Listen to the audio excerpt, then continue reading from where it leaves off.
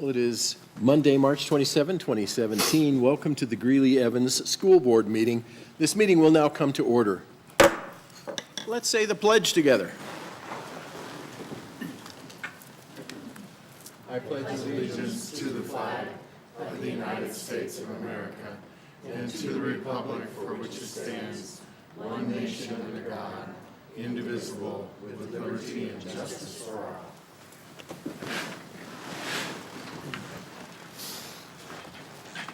Roll call, Ms. Crane. Mr. DeWitt. Present. Mr. Hafley. Present. Mr. Hall. Present. Mr. Lydiak. Present. Ms. Pappas. Present. Dr. Richard. Present. Mrs. Solis. Present. 7 members present.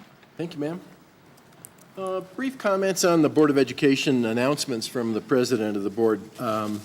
We always have kind of a reminder for the folks at home and folks in the room that we have 3 kind of passwords that we like to think of as reminding us of some of our obligations to our students in the district. Engage, empower, and inspire. And tonight, if you are keeping score, you'll be able to notice that under the category of engage, one of the actions being considered will be the next step for putting some walls together for the Fred Charter School of Innovation. Under empower, we actually have a moment where we'll be chatting about the contract of the superintendent of schools to consider indeed empowering her to continue on for an additional year on top of her contract. And inspire, we have the opportunity to chat about and with folks from the Greeley Art Commission who are constantly involved in inspiring our kids in the form of art. So we got a full plate this evening, and I'm anxious to get started. The first item that I'd like to introduce is the hearing of persons desiring to speak before the Board of Education. And I have 3 individuals who've expressed an interest, although there are more than 3 people in this. And the first person I'd like to come up with her helpers would be Shauna Reck. And Shauna, you're going to be talking about the lice policy or the procedures at the school associated with lice. And I bet we can guess why. Yes, ma'am, right up there. Thank you. All right, so hello. My name is Shauna Bell. I recently moved here from Douglas County, so I do understand that I come from a county that has higher standards than most other counties in the state of Colorado. The day before spring break, my daughter was sent home with lice. It was bad. One of the things that I've stressed with Valerie here is we're trying to teach her personal hygiene on her own. So I hadn't really been bathing her and washing her hair for her. She'd been doing that herself. In Douglas County, when there is a child in a classroom that has lice, there is an anonymous letter sent home saying that this is a risk in your child's classroom. They also remove anything that might have been contaminated to prevent it from happening. And one of the things that upset me the most was in Valerie's classroom, it was obviously a big enough point for her teacher to express that it was a risk and not to use the classroom headphones because she could contract lice that way, but you didn't remove them from the classrooms. So I do have an issue with that. I also wish that, really my main point is I'm hoping to get you guys to be welcome to the idea of sending home anonymous letters. You know, it's not a HIPAA violation, which is what I was told by the school nurses. It's a HIPAA violation, which I know what HIPAA is, and I don't know if you are. But as long as you don't, can have personal information, then it's not a HIPAA violation. The other problem was she said that the anxiety it causes families to be notified that it's an issue is greater than the anxiety that my daughter experienced having contracted it. We had to cut 7 inches off her hair. So she's also part of an IEP, special needs education. And so she didn't, she wasn't aware of the severity of the issue to come home and tell me what the issue was. So what I did was I went ahead and I printed out, I only have 7 copies, I realize there's 8 of you. That's fine. Thank you very much for bringing them. Down, if you'd like. It's basically Douglas County's procedure, their policy, what they do when they have an issue with lice. The school also told me that it was an epidemic within Weld County, and so I feel like maybe if we all work together, we can do a better job with prevention, so then that way it's not an epidemic anymore. Douglas County, following their procedures, they've only had 3 cases in 3 years, so I'm hoping that maybe I can help kind of change this policy with you guys. Well, thank you very much. And normally, we don't respond from the board, but the fact is, we actually did some resolution. We Yeah. just hadn't been able to reach back to you, so Definitely. you'll leave the room with some confidence that. Yeah, that definitely. that's- I But your appreciate it, ideas sir. and your suggestions are appreciated. Yes, Thanks thank so you very so much. much, you Bye, guys. you Don't work guys. too hard, okay? See you. Thank you for coming. Bye. The next item is Pastor David Meek, Lions Club. It says Lions Club. Thank you, Pastor. Yes. Okay. Well, the arts lady reminded me, because she'll tell you in a minute. Okay. But no, as a Lions Club member, a chaplain with them, and somehow they put me in president this year. Unbelievable. We would like to thank you, though, because you allow us to come into the third grade class for a number of years now, and we give every third grader in Greeley, not just District 6, but the other schools as well, a dictionary. And so we want to thank you for that time, because we come in every class, take 10, 15 minutes, and we appreciate that. We try to put, all the third graders together, in the same room and that, because we're good at it, and we can do that, rather than taking up a lot of, classroom time. But it's more than a dictionary. I don't know if you realize this. Thank you, because it comes into the warehouse, and then we go down and divide it all up, and then somebody actually delivers it to the schools for us. So that's a great help, and then we come in and give them out. But it's more than a dictionary. It has a solar system in it. It has a paragraph about every president. The Constitution's in there. The Bill of Rights is in there. The Declaration of Independence in there. A paragraph about every president's in there. Every State of the Union is in there, which shows a map of where it's at, and the bird, the song, and the flower, and all that's in there, okay? So we want to say thank you. And it's more just in the dictionary. And they keep it in the classroom, and then they take it home at the end of the years. At the end of the year, and it's theirs. They have a little sticker they put on for the Lions Club and their name, so I want to thank you for that. The other thing I'd like to promote is the History Fest at the Centennial Village. That's May and September or whatever, where y'all bus kids down there like third and fourth graders. So thank you for doing that, because I get to be a part. I'm Joe Meek. So anyway, I thank you for that, and then thank you again for considering the online elected Bible curriculum. We're up to now over 3,000 schools with just this particular curriculum. This is the only one I'm aware of, and of course, if Walker, Texas Ranger endorses it, it's got to be pretty good. But anyway, it's over 3,000 schools now, so I'm going to give you a paper on that. And thank you again for your consideration. Do they allow you to see things? Okay. I will. They don't. Oh, hey, happy landing. Oh, well, thank you. Right, yeah, I prayed for you a couple of weeks ago, so I see you had a good landing. Thanks, sir. There you go.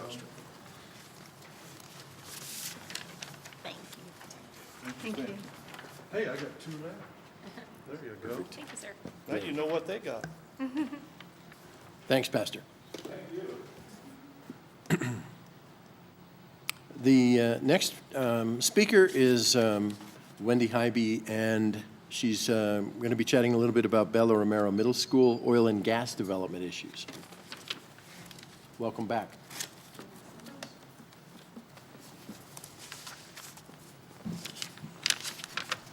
Thank you for having me again. Glad to be back. I have several things to tell you. I wanted to invite you to a community meeting. We're renting a space at Bella Romero to have a community meeting on April 6th. That's a Thursday at 7 o'clock. And our guest speaker will be Dr. Lisa McKenzie from the CU School of Public Health.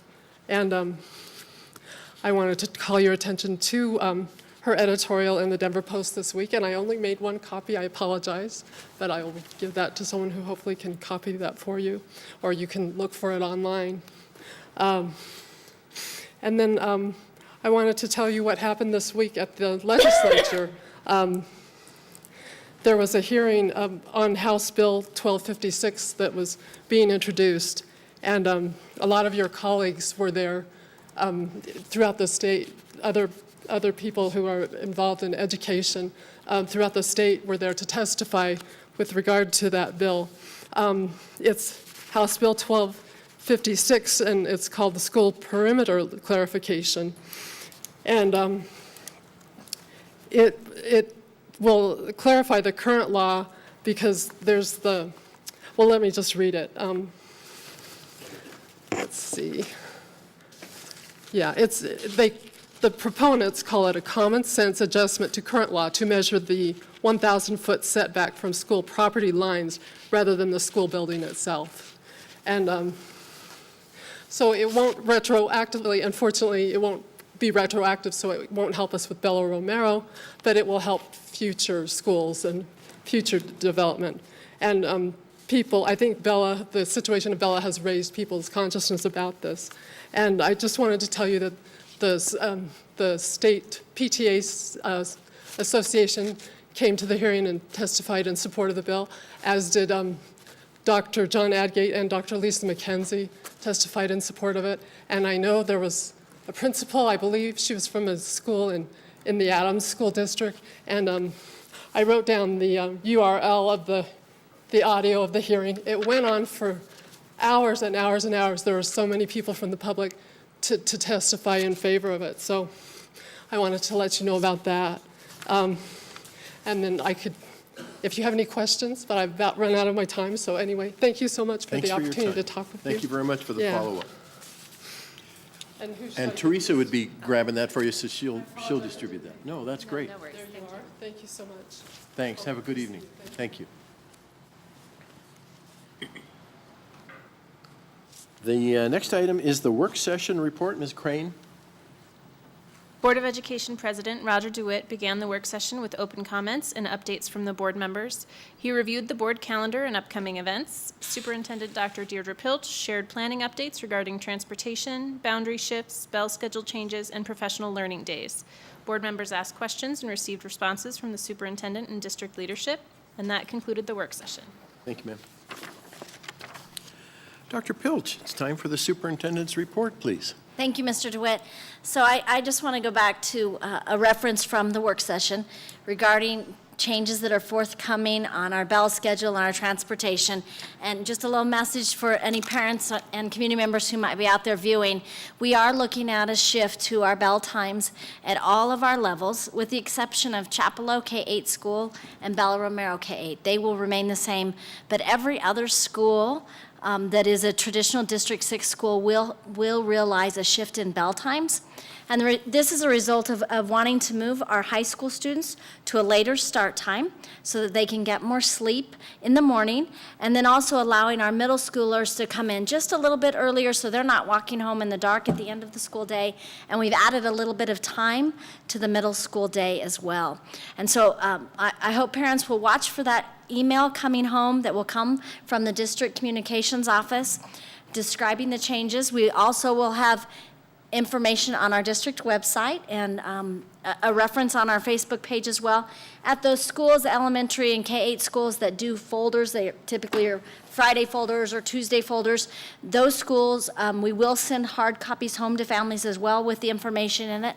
We have not yet finalized the high school start time because we're still working on some transportation pieces with the city of Greeley as well as with our district transportation on the high school start time. But what we do know is high school will start no earlier than 8 a.m. So we're pretty excited about that shift for our high school students. We're also looking to shift our Monday afternoon early release days. So elementary schools and middle schools have let out typically early on Mondays for professional learning for our staff. We will be having regular full days of school on those Mondays next school year in the elementary and middle school. Again, this saves us a little bit of money with transportation and other services, but it also allows our teachers to have some full day professional development days throughout the school year, allowing them to go deeper with their professional learning. So that's a pretty big shift in the calendar as well. And then the final thing, we are shifting our transportation services as a result of really having to tighten our resources and still having a shortage of bus drivers as well as a lot of failing equipment in our transportation department. We are increasing the walk boundaries. So at elementary level, there's a slight increase of 1/4 mile more on the walk boundary, and at middle school as well. And then high school is increasing from 2.5 miles to 3 for walking. So right now, We don't have the details all worked out on bus routes for parents. So right now, if you were to call and say, well, I'm within 1.5 miles of my school, but I'm not sure if that's walking or the way the crow flies, will I have transportation provided? What we would encourage parents to do right now is just to give us a few weeks, and we will get as much information out there as we can around the transportation that will be provided and to whom and where transportation will not be provided. The walk distances do pertain to the actual walk distance. They're not as the crow flies. And if there is not a safe walkway to school, so for example, if there's not sidewalks or if there's a very busy 4-lane road that needs to be crossed and there's no crosswalk, we will continue to provide transportation in those cases to make sure that our students are safe. So this is a big shift for District 6. Again, please watch for those emails. Please look at our district website after tonight, and don't hesitate to call your schools if you have questions. All right, I have one more thing about, I feel like I should address the head lice piece. Just so you, as our Board of Education, anyone else out there is aware of what our protocols currently are. So this parent's concern caused me to dig into what is it we do. It isn't something that has come up in my almost 2 years here in the district now, but we pulled our protocols. They were last revised in 2013, so they're over 4 years old, actually. So we're taking another look at those protocols.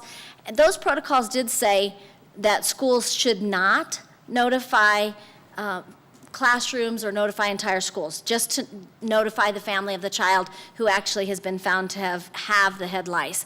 And so somewhere between no notification and like notifying everybody in the whole school that this classroom has head lice, there's probably a balance in there, and we're going to work to strike that balance. We're working with the health department and then also working with our head of health services here to strike a balance there so that parents feel like they have the information they need so they can make sure their students are healthy and really they can make sure their students are lice-free. I do want to say, we have no information that indicates that there's a head lice epidemic in Weld County. There's no indication of that. So I think that we perhaps had a staff member that was ad-libbing a little bit there, and we'll look into that as well to make sure that they don't, somebody must feel like it's an epidemic. So we need to address what's going on there and figure out what's at the bottom of that. But really, we want parents to feel like they have the information they need and can make the right decisions for their children. So we'll make some adjustments to that policy, or that protocol, rather. So thank you, Mr. DeWitt. That's all I have tonight. Dr. Pilch, thank you. And it just is an indicator of getting information from the community and having the chance to respond to it. So we're grateful for both sides of this conversation. Right. Thank you. Right. Now, the next item is the approval of the agenda, and I happen to know that we've got a plan to move one item out of the consent agenda for later discussion. So if you all will go with me on this for a moment, I'd like to move item under consent agenda, item 5, contract field turf AIA. And what we'll do is we'll send that back to a little bit later in the meeting, and that will be Business Finance I, letter I, number 2. And IGA, it is an intergovernmental agreement also. So those two will be appropriately dealt with there. So at this point, I would be glad to receive a motion to approve the agenda as amended. So I move that the Board of Education of Weld County School District approve the agenda as amended. Second. It's been multiplied by seconds. And further discussion or question, is that clear for everyone? You'll all have to remind me. You know that, don't you? Okay, fine. Roll call, Ms. Crane? Mr. DeWitt? Aye. Mr. Haefele? Aye. Mr. Hall? Aye. Mr. Lydiak? Aye. Ms. Pappas? Aye. Dr. Richard? Aye. Mrs. Solis? Aye. Motion carries 7-0. And once again, we'll take a look at that motion for the consent agenda. I'd be glad to receive a motion for the consent agenda as amended. I move that the Board of Education of Weld County School District 6 approve the items as presented on the amended consent agenda and authorize the officers to sign any and all contracts. Second. And a second, thank you. Question, discussion? Thank you. Roll call, Ms. Crane? Mr. DeWitt? Aye. Mr. Hafley? Aye. Mr. Hall? Aye. Mr. Lydiak? Aye. Ms. Pappas? Aye. Dr. Richard? Aye. Mrs. Solis? Aye. Motion carries 7-0. Thank you, ma'am.